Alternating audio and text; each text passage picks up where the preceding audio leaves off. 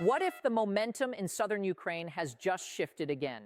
In a dramatic turn on the Zaporizhzhia front, Ukrainian forces report reclaiming more than 63 square kilometers in a single week, pushing Russian units back after a key bridgehead collapsed. At the same time, Moscow is introducing upgraded long-range systems, signaling the fight is far from settled.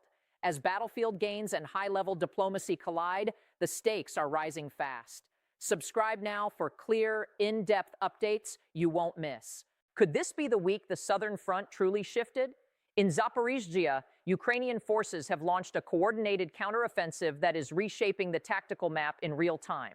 According to Ukrainian-aligned monitoring sources, Kyiv's troops reclaimed approximately 63.59 square kilometers over the past week, along key axes near the riverline and railway corridors.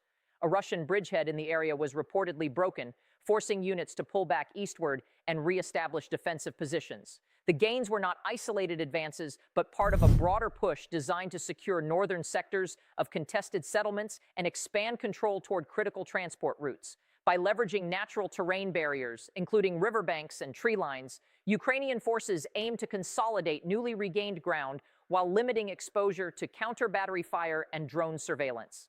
While independent battlefield verification remains challenging due to ongoing operations, multiple open-source mapping platforms have reflected measurable territorial adjustments consistent with these claims. The pace and scale of movement mark one of the more notable shifts in this sector in recent weeks, setting the stage for a potentially consequential phase in the southern campaign. What makes this advance different from previous pushes? It's the method. Ukrainian forces are not simply moving forward. They are anchoring gains to geography. After reclaiming roughly 63.59 square kilometers in the eastern axis of Zaporizhzhia and an additional 38.20 square kilometers near Komishuvaka, units shifted quickly to consolidate along riverbanks, rail embankments, and parallel tree lines that offer natural cover and defensive depth. Control of elevated ground and transport corridors appears central to the strategy. Railway lines and road junctions in this sector serve as logistical arteries, and securing them limits opposing maneuver options. Ukrainian formations have also relied heavily on drone reconnaissance to guide artillery adjustments and monitor counter-movements in near real time, a defining feature of this phase of the war. Open-source battlefield mapping platforms have reflected territorial adjustments broadly consistent with Ukrainian claims, though independent verification remains constrained by active operations. Still, the pattern is clear. This is a structured advance designed to tighten control over terrain rather than conduct isolated raids. By linking natural barriers with infrastructure nodes, Kyiv is attempting to transform short-term gains into defensible, sustainable positions, raising the strategic stakes across the southern front. Just as momentum appeared to tilt southward, Moscow moved to contain the shift. Russian forces initiated counterattacks near key junctions linking Zaporizhzhia and Donetsk, targeting recently contested zones and attempting to slow Ukraine's advance. Several areas have reportedly transitioned into so-called gray zones, where control remains fluid and changes hands under sustained pressure. According to battlefield reporting from both Ukrainian and Russian sources, engagements intensified around multiple frontline settlements, with artillery exchanges and drone surveillance shaping the tempo. While Ukraine reported reclaiming 63.59 square kilometers in one axis and 38.20 square kilometers in another over the past week, Russian units appear focused on stabilizing defensive belts rather than launching large-scale breakthroughs. Military analysts note that counter-maneuver operations in this terrain are inherently complex. Open fields, layered fortifications, and persistent UAV reconnaissance reduce the element of surprise and compress reaction times. The result is a dynamic but incremental struggle, where short-distance shifts can carry outsized tactical value. Independent verification remains limited due to ongoing operations, but the broader pattern is evident. Russia is attempting to reassert equilibrium, preventing localized Ukrainian gains from cascading into a wider operational setback across the southern front. Why has every kilometer here come at such a high cost? Because eastern Zaporizhzhia is layered with some of the most extensive defensive works built during this war. Over the past year, Ukrainian forces constructed dense networks of trenches, anti-tank ditches, concrete dragon's teeth, and reinforced firing positions designed to slow mechanized advances and channel movement into predictable corridors. According to defense assessments released throughout 2023 and 2024, portions of these fortifications stretch for dozens of kilometers, forming multiple defensive belts rather than a single line. In some sectors, Russian units previously managed to breach outer layers and use captured positions as staging points. Now, as Ukrainian forces press forward again, those same fortifications are shaping the fight in reverse. The terrain compounds the difficulty.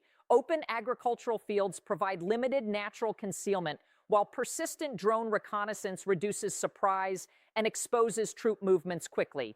Military analysts note that in such environments, even small tactical gains require sustained coordination between infantry, artillery, and unmanned systems. Independent confirmation of precise frontline geometry remains limited. But one fact is clear: in Zaporizhzhia, the battle is no longer about rapid breakthroughs. It is about endurance, layered defenses, and incremental control over heavily engineered ground.